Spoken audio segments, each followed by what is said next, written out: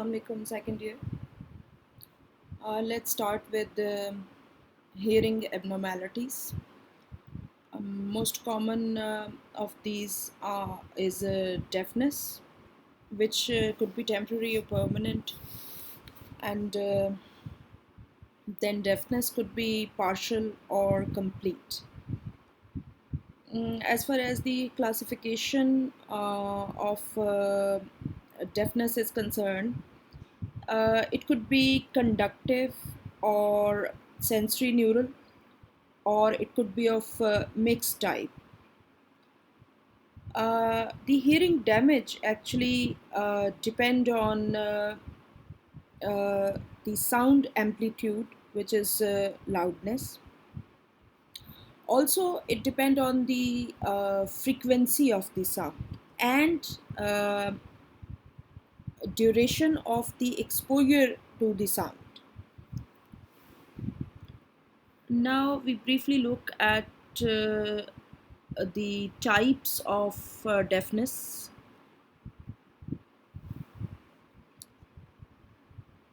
Uh, Conductive deafness is the impairment in the conduction of sound waves, and it affects all sound frequencies. Uh, the list of the causes is quite long, and it includes otosclerosis, fluid in the middle ear, which could be due to common cold or allergies. Then otitis media is also a cause. Among other causes, there is a poor eustachian tube function or a rent in the eardrum. Even the earwax could be a cause of conductive deafness. And then the deposition of new bone around the oval window, that can also cause a conductive deafness. Right. Now we move on to sensory neural hearing loss. And this is caused by either the impairment of hair cells in the cochlea or damage to the cochlear branch of your eighth cranial nerve. Uh, the causes they include infections, old age, trauma, Meniere's disease, and then certain autotoxic drugs. These autotoxic drugs they may include aspirin, streptomycin, gentamicin, and chloramphenicol. So these were the types of deafness. Another hearing abnormality is presbycusis. It is a sensory neural hearing loss, which is associated with the physiological aging process in the ear. And it can be due to the degeneration of organ of corti, which starts at the base, or it could be due to the degeneration of the cells of spiral ganglion. Then two other causes for presbycusis, they are the atrophy of stria vascularis and stiffening of the basilar membrane. So, how do we investigate the hearing abnormalities? For that, we have got hearing tests, which include watch test, whisper test, or there are tuning fork tests. And other than that, uh, brainstem auditory evoked potentials, they can also be used to analyze the hearing abnormality.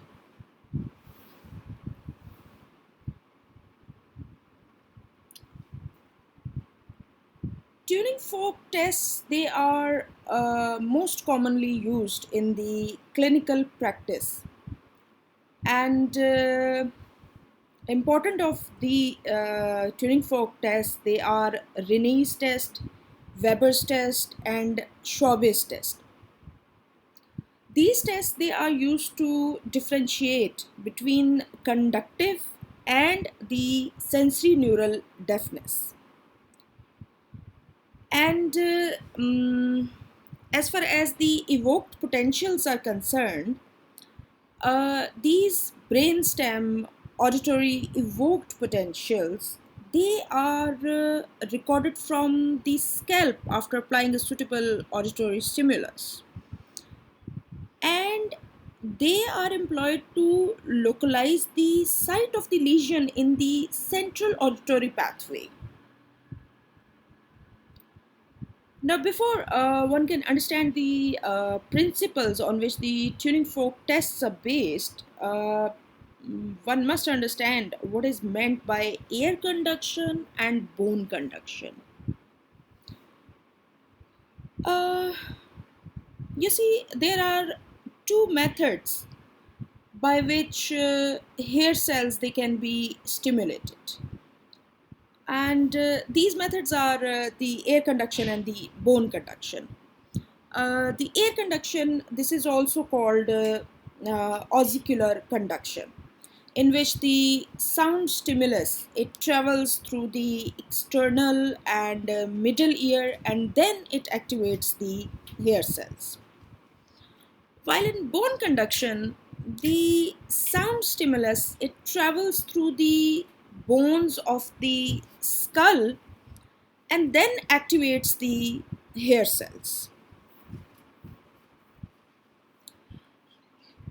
Whatever method it takes, the sound stimulus, it finally activates the hair cells in the cochlea.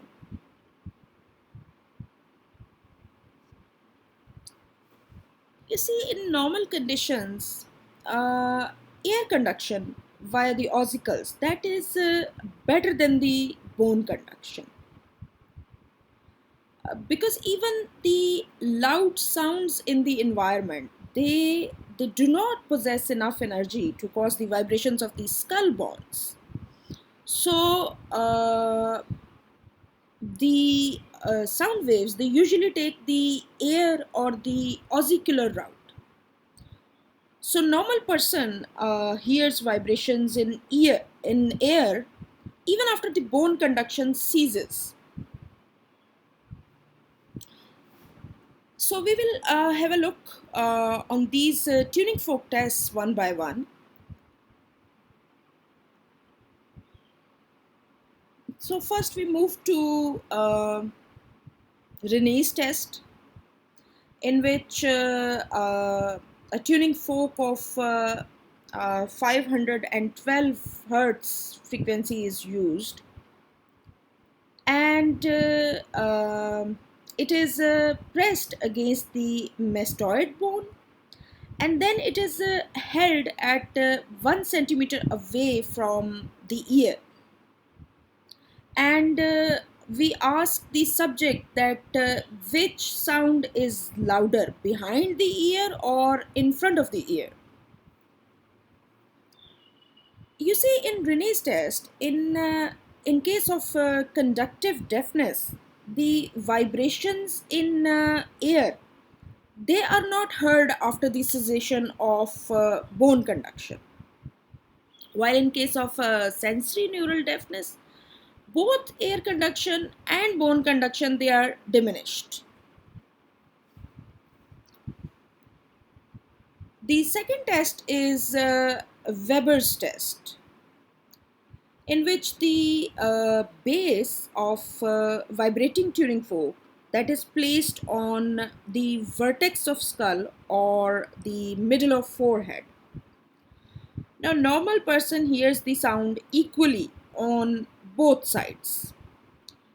But if there is a unilateral conductive deafness, then louder sound will be heard in the diseased ear. What happens that in unaffected ear, there is a masking effect of the environmental noise. Sound through bone conduction that is not heard as clearly as on the affected side. While on the affected side, sound is louder due to the absence of that masking effect. Now, in case of Weber's test, uh, if the subject has or the patient has sensory neural deafness, then the sound is heard louder in the normal ear.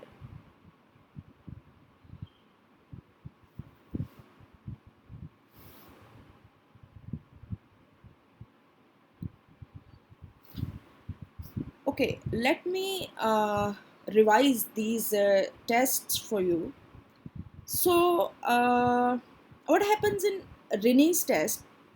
The base of the vibrating tuning fork that is placed on the mastoid process until the subject no longer hears it, and then it is held in air next to the ear.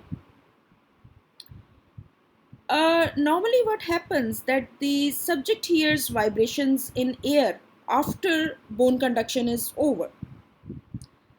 But in case of one-sided conductive deafness, the vibrations in air they are not heard after the bone conduction is over. And in case of one-sided nerve deafness, the vibrations they are heard in air after the bone conduction is over, as long as the nerve deafness is partial. So that was your Rene's test.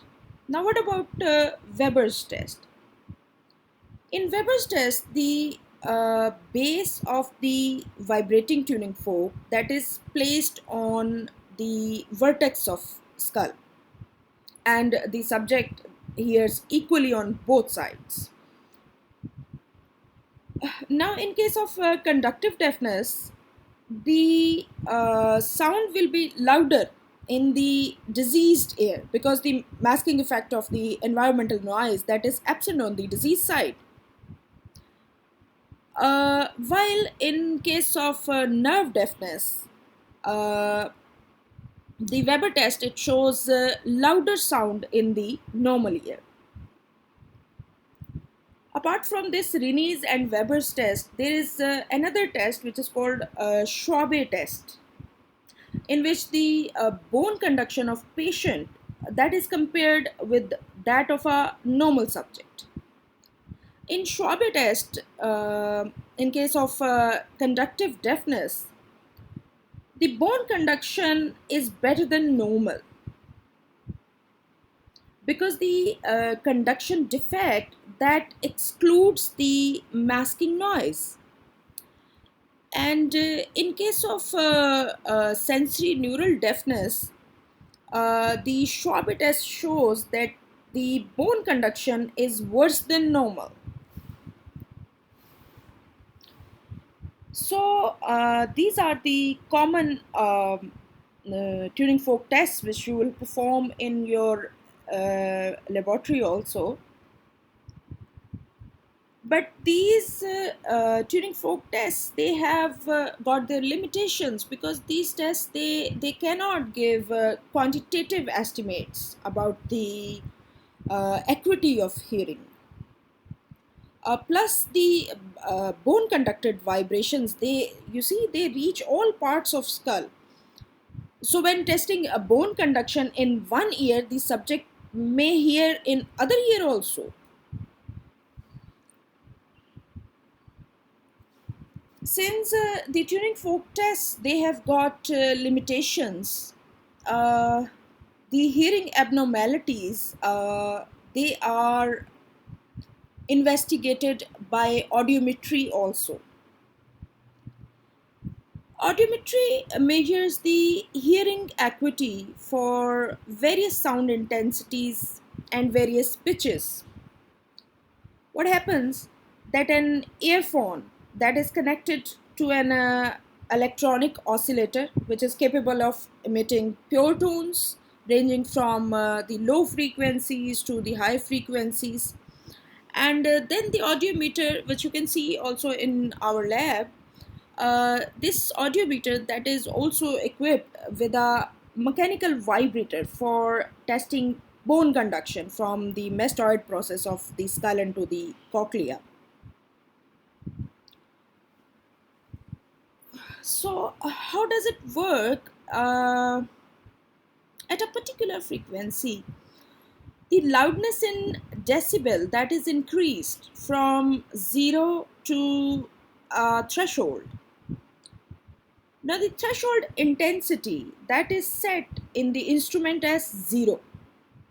So, if the loudness must be increased to 30 decibel above the normal 0 before it can be heard, then the person is said to have a hearing loss of 30 decibel at that particular frequency.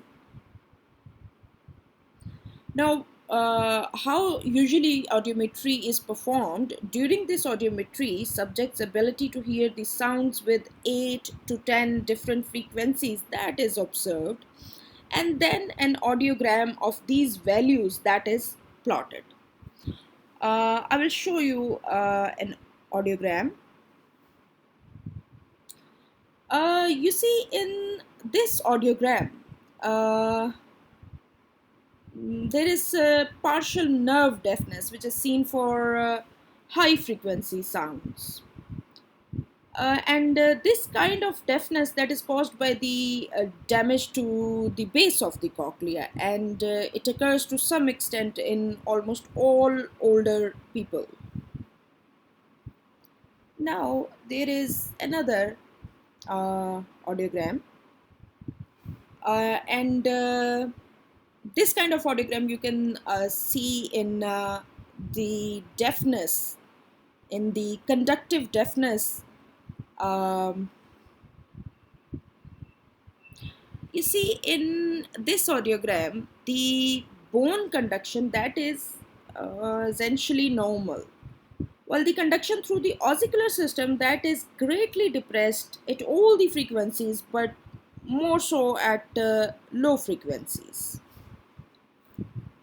So this is how audiometry that helps in investigating the hearing abnormalities. Now we will have a look at some other hearing abnormalities. One of them is otosclerosis, uh, which is, it's a type of conductive deafness. What happens that the faceplate of the stapes that becomes ankylosed uh, by the bone overgrowth to the edges of the oval window, and the person becomes totally deaf for the ossicular conduction. So what is the cure? In this case, the hearing it can be regained by the surgical removal of stapes, while the removed stapes that is replaced with a prosthesis. Then there are some other hearing abnormalities such as tinnitus, paracusia, and hyperesthesia of the auditory nerve. What is tinnitus? Tinnitus is basically a ringing or a buzzing sound in the ears. And the main cause for tinnitus is a damage or loss of the hair cells. And this abnormality, it tends to happen in old age or in case of prolonged exposure to excessive noise. Right. So next comes paracusia. Basically, paracusia are the auditory hallucinations, mean perceiving sounds without auditory stimulus. Uh, Now, the causes in which the patients they may encounter these auditory hallucinations, they are in case of Parkinson's disease, or in depression, psychosis, or if the patient is on epilepsy medications. uh, the last one, basically this is increased sound sensitivity, and that is because of the hyperesthesia of auditory nerve. So these were some hearing abnormalities. But what can be done about it? We have got hearing aids and cochlear implants. These both are medical devices which are used to treat the sensorineural hearing loss.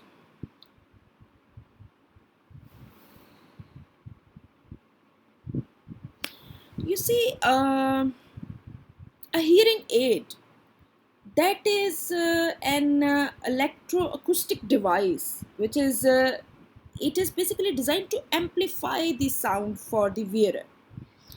And there are many types of hearing aids which vary in size, power, circuitry, and the examples they include the body worn aids, behind the ear aids, or even the ear molds. Now, what is a cochlear implant? You see, it is a device which converts the sounds into electrical signals which can be interpreted by brain. So these cochlear implants, they are basically bionic ears which replace the function of damaged inner ear.